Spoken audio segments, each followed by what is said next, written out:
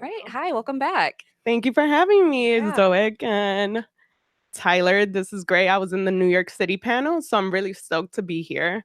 So thank you again. Yeah, we're excited to have you here. So we're going to be talking about balancing creativity and SEO. But to get started, why don't you tell us a little bit about yourself? Of course. So my name is Lariza Quintero. I am the SEO manager at Complex Networks. Also, for anyone who doesn't know what Complex is, we are a digital publication and we cover everything from sneakers to style to sports to pop culture to music. So we're a very youth culture publication, but we also have First We Feast, so collectors. So if anyone has watched Hot Ones with Sean Evans, you probably know who I'm talking about. But yeah, we're the merge of pop culture and everything. But a little bit about myself. My background was in computer security. I thought I wanted to be a cop when I got out of college. And it just so happened I also fell in love with the e-com world and just how websites work. So I slowly sort of fell into digital marketing. And it wasn't until I really got into the agency level that I crafted my skill as an SEO professional. And now years later, I am the SEO manager at Complex. Right. So complex is complex in itself. And so Very complex. so you often have to work with the creative side of the company as well. And how do you create trust and a good workflow for your editorial team, kind of helping them with their creativity, but also data? So we have a big editorial team, and of course, SEO teams tend to be small. Anywhere you go, from the agency level to in-house, they're always going to be smaller than, of course, something like an editorial team. So since we cover so many verticals, we have a head editorial for each vertical, and then you have me, the SEO manager. So balancing just all editorials, all verticals, you have to create trust. I think just creating trust is one of the most important things. Education is one thing I really sort of focus on. And when I say education, is just not for editorial, it has to be company wide. So I do yearly tutorials and trainings that just covers everyone. So you could be in sales, you could be in ecom, any sort of team is more than welcome to come to the SEO trainings. Also, you need to keep the editorial team informed. Transparency is key. Even if they don't know what an AMP page is or why certain are. I know there was a case recently where we saw that another content aggregator was outranking us for our own content. So full transparency there needs to be established with the editorial team, because you might think they're not looking in search, but they are looking for their own content and examining that. So transparency, once again, is very key. And you have to make yourself available. And when I say available, you have to set your boundaries, and you also need to know how certain people work. Just because you like Slack doesn't mean everyone likes Slack. Most people might prefer emails. Some people might prefer face-to-face interaction, or something like Trello that we really use. So you've kind of gone into this. Keep it informed, keep your team updated. Um, Trello, mhm. Gmail, Slack. But if we could go quickly back to Yes. the other slide, this is just three things that recently have come up. We know elevating original report in just Google News is something that came out recently. So that's something that I had full transparency with the editorial team and just brainstorming ideas where we could bring just original reporting to life. Another thing, as we know, was the broad core algo. So keeping it, once again, very transparent with the higher ups, but also your editorial team. I think it's really important, because once again, you might think they're not looking at their content, but they are examining their content. All right. And then, so your writers, they need to know why they have to do something. And so, what kind of support and data do your writers need so that they can better support your SEO strategy? So definitely analytics. They need the analytical support. And when I say analytical, it's everything from bounce rates to visits to sessions to new users to page speed. Um, Writers are interested in just how certain formats work. If I know we have parallaxes, which are now our digital covers. We used to have print magazines, but now those magazines are converted into digital. So we do have parallaxes. So just knowing how certain things work in different templates, I should say, is very key. Also, search trends and seasonality. You need to know way in advance if something's going to work. Right now, NBA coverage, NFL coverage is big. So really honing into our audience who's really young. How do we examine and how do we know how our audience is searching for certain things? And also, of course, keyword topic research is everything I provide to the editorial team. All right. So you provide analytics. Yes. So we could see here, this is just an example of best sneakers that has grown year over year. We have incredible best sneaker lists, but best sneakers is such a broad topic that there's so much opportunities within the subtopics. So knowing exactly where to also expand when we have broad topics like best sneakers. And then Timberland boots, we see a perfect seasonality trend here where certain things might not be very popular in the summertime, but once winter comes, how do we create those guides? How do we have that support that would sort of support something like Timberland boots? So just this information does go a really long way. And for you who don't use Google Trends, I suggest using Google Trends. It is key for trends and seasonalities. Mhm. And then how do you support with keyword topic and research? So once again, we could have a really, really broad topic like an artist like Travis Scott. But what else are people searching for? Are they searching for his album? Are they searching for specific songs? Are they searching for merch? Are they searching for his sneakers? There was a sneaker drop today, and that was a whole craze. So knowing where we could tap into these subtopics is key. So this is where they want to know, okay, we have Travis Scott as a broad topic. What else can we create from here? And do you find that your editorial team is like eager to know this information? They are. They are, but creativity and SEO will always clash. You need in any publication, in any scenario, it will clash. But they are open to everything that is SEO. So you have some writers who are familiar with SEO while you have others that aren't familiar with SEO. So once again, education is key for everything, but they definitely want to know how their legacy content is performing, what channels, sometimes what works in organic doesn't work on social and vice versa. So it's really important for writers to know all the information. And so, kind of staying on that topic, how do you then balance SEO with overall creativity? As a creative person, I will feel limited by things that maybe make sense, like SEO, but and so I do like to know the reason why. And so, yeah, knowing how to balance that is key. So, how do you do that? So I am a creative person, but I am not a writer, unfortunately, because I wish I could write about music, about style, about all that good stuff. But I am more of a data girl, a more analytical girl. So I always say data is not the enemy. You do need data to support. But like any creative, even if you're an artist, a rapper, a singer, you don't want your label to really suppress you in your art. It is an art, and writing is an art. So you never want to overbear or just overshadow the creativity. I'm still for creativity first. You are writing for humans, you are writing for your audience, and then we will optimize for SEO. So it's very good that I understand the core values of Complex and our content. That way we go hand in hand when it comes to creativity and SEO. Um, yeah, so right for humans, optimized for search. Yeah, so these are just some really, really good examples. So in the middle, you could see this is one of our Kid Cudi Nigo Parallax stories. So once again, going back to those magazines that are now digital, a whole bunch of AMP pages that are under interesting finds, and then just appearing in these top stories. All these different elements in search are very important to editorial team.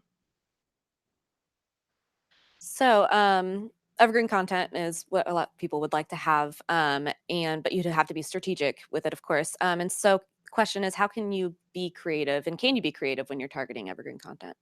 Yeah. So this is another example. Best rappers alive every year since 1979. This has been a list that's been around even before I even started as an SEO manager there. So I'm sure different SEO managers have touched this piece, but it continues to be updated yearly. It continues to bring traffic month over month. And once again, you can see even with the lead image, this is something that is true to the creative voice of Complex. It You find the in between. Once again, you are writing for humans, you are writing for your audience. So I think even when it comes to evergreen content, you could shift. I know there's a lot of publications out there that their traffic and their site relies on a lot of generic lists like best music, best songs, best sports players. Those lists are great, but they could really become very generic after a while. And from the creative side, you don't want to just be writing list over list. So at Complex, we try to find a way where we could still write those lists because they are important for our audience, but also find ways to tell stories in a different way that work organically. So that could be everything from timelines to everything you should know and just tips and advice guides. So I'm all for creativity and still creating good evergreen content. Has the 2019 Best Rapper Alive been announced yet? Not yet. Okay. End of year. We'll look forward to it. And so just kind of wrapping up this part, what final advice do you have for anyone out here that is really struggling with creative and SEO balance? So once again, data is not the enemy. I encourage you to always have some educational component. You have to, if you're an SEO professional or a creative, you need to see how both worlds do merge. You can be opposed to learning from the other. And once again, just writing for humans. I don't think you should be so focused in writing a perfect SEO crafted sort of piece if it doesn't really target your audience. You don't want to lose your voice and your editorial tone just because you're so focused on SEO. And I'm actually curious, what kind of strategies do you use when you're working with the editorial team? Do you have meetings? Do you meet with just like the editorial head? So actually, I fall under BI. So we have these incredible bi-weekly BI SEO editorial meetings. And of course, BI are the brains. These guys are amazing at what they do. So there's a lot of analytical support from the BI team. And of course, the editorial team gets to know how certain verticals are performing. So we have a lot of internal meetings. When I do propose something like the beginning of AMP or just reshaping the way our AMP pages look, you have to have editorial in these meetings as well because they want to know how their pieces will be affected by anything that is sort of proposed. So a lot of meetings. That's the fun part. The pros and cons. There is a lot of meetings at Complex, but they're always rewarding, especially if it is something that I am proposing or someone else is proposing. And then we have some time for questions. Yes. Yeah. So we're going to bring the microphone to you. So yeah, just raise your hand and we can hand them around. Sorry, I didn't know I didn't know you had to stand back there. My name is Lee Bailey from EURweb.com in Los Angeles. We're targeting the urban audience, an older 35 plus, small operation. I'm just wondering how would I find people like you, SEO people? I wouldn't Yes. say we're unicorns because we're definitely out there, but I think the landscape is changing, especially what I've seen. There's now SEO writers, there are content marketing people that just focus on keyword targeting. So the way certain titles are being they're changing. You really won't find something like an SEO strategist anymore. I know a couple years ago I used to see so many listings, but now you might see more SEO content writers or just content marketing writers. So they're definitely out there. I know from the editorial team we had someone who just focused on SEO. So I would work with her directly in regards to fleshing out these really good evergreen pieces that would be focused on SEO, but would be in a different lane. So once again, I don't think they're impossible to find, but they're definitely out there. They're just probably like when you search for these people, where? LinkedIn, Indeed. There's a lot of do most people feel like they can find SEO professionals out there that would help smaller publications? Or is it yeah? Well, that's interesting to know because I thought the pool was so big that just job titles are being switched over and maybe you don't directly find SEO strategists, but you are still finding people who are focused in search and just the way people are searching. I feel like there is still professionals. If there's not, there's always room to learn because that's what the agency that I was with did. They knew I was a really smart person who loved the way websites worked. I understood the language, the code behind it, and you just crab. There's so many resources out there that SEO is something that you could literally learn yourself exactly like paid search, exactly like email marketing. There's so many resources out there that you can train people and also find the resources that you need to craft someone into an SEO professional. All right, and then we have another question in the back there. So that dovetails into my question. We use a couple of tools, but I was wondering if you had any recommendations for independent publishers to use, any subscription services or software. Where's a good starting point for a small to mid-sized publisher? For SEO? Yeah, we use SEMrush right now. Okay. I was gonna say SEMrush is probably one of my top ones. There's also Search Metrics, Google Trends, Google Keyword Planner for keyword research. I would definitely say SEMrush is one of my favorites just for content development. A great tool that you probably all have access to is Google Search Console as well. One big thing that just go in there for is to compare impressions versus clicks, and where we have the opportunity to just either optimize content or we have to fill in a void. Maybe there's something that our audience is searching for, but we aren't really supporting that with a piece on our site. So Google Search Console in itself is a great tool to just go in there and for content development. All right, another question. All right, we have we have someone walking around. Just like a few slides back, you had like a search thing that was showing different variations of that term. What was that? Was it this one? No, keep going. Keep going. That one. So this is SEMrush. Okay. Yeah, so you will input your broad topic or even the most niche keyword, and then that's when you start filtering things that might be important to your core audience or it might not be. So this is a great way to just export stuff that are relevant to your brand or not relevant. So SEMrush, once again, I love this tool. Another question right here in the back. Hi, can you talk a little more specifically about the kind of data that you find your editorial teams respond to best? I think with my editorial team, sometimes I'm always trying to strike the balance between what is too much, what feels actionable and interesting to them, versus just a ton of numbers, which I think a lot of editors don't love, at least on my team. Definitely visit sessions is a big one. Legacy, how legacy performance has been year over year. So if a piece that worked really well last year worked really well, then that's something that you could suggest to your editorial team, and they would be more than eager to probably update or just create another piece around the same topic, if it's seasonal, of course. But definitely I would say visits, sessions, search volume. Once you do these exports, they do want to see exactly where certain things rank, because sometimes you'll propose, hey, let's target this person over this person. And sometimes they might not understand the reasoning why, but the search volume is there to support it. So once again, that goes back to data is not the enemy. The numbers are there. And Google Trends, seeing how certain things might be more of a higher interest versus other things.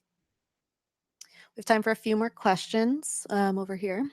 Hi. So just kind of looking at this page, I use SEMrush as well. And something I always struggle with is deciding, looking at these, so all these keywords under Travis Scott, if it's, in your opinion, better to keep updating and building like one more like robust like content that would answer sort of all these questions, or to spread it out and to have, something, a whole separate kind of piece to specifically answer these questions individually.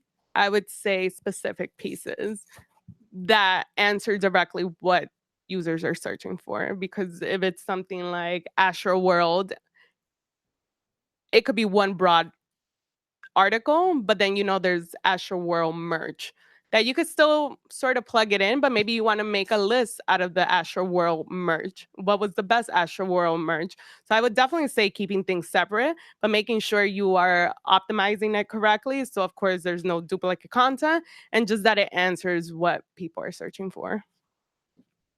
On this half of the room, any more questions? Over here.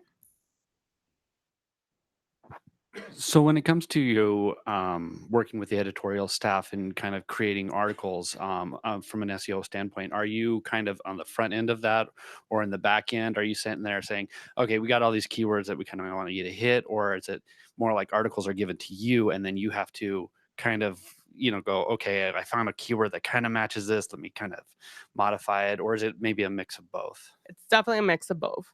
So there's so much content that goes live every day on a site like Complex that I can't visually keep up or there's no way for me to review every piece that goes live. That's why the educational portion is really important, because you would want your writers to follow certain SEO best practices. But going back to your question, is definitely a combination of both. So if I feel like there's very strong topics that we are missing content on, I would suggest that, and then vice versa. I get a lot of requests every day in my inboxes like, hey, Lariza, we're writing this piece on X, Y, and Z. What would be the best SEO approach to this? And that's where you start sort of playing around with title tags, meta descriptions, and just seeing how we could optimize this piece. Because once again, you don't want to limit what writers want to write about. So it's definitely a combination of both. All right, we have time for one final question if anybody has one. Otherwise, we'll wrap up. All right, Lariza, thanks so much for joining me on stage. And Thank you, everyone.